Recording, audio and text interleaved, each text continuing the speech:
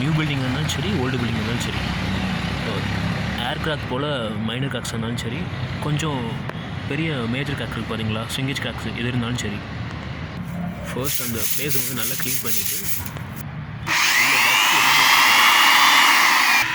Dust இல்லாமல் clean பண்ணிடணும். தென் SPR compound உள்ள ஃபோர்ஷா கெமிக்கல் ஆர் ஏதோ ஒரு கெமிக்கல் எடுத்துக்கிட்டிங்கன்னு வச்சுங்களேன், மொத்தம் எஸ்பிஆர் காம்பவுண்ட் இருக்கணும்.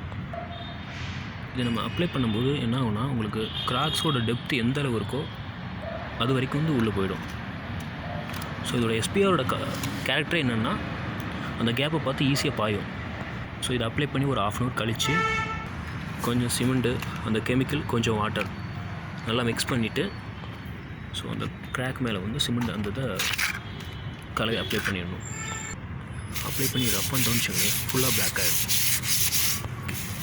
அப்புறம் வந்து லீக்கேஜ் வந்து உங்களுக்கு ஸ்டாப் ஆகிடும்.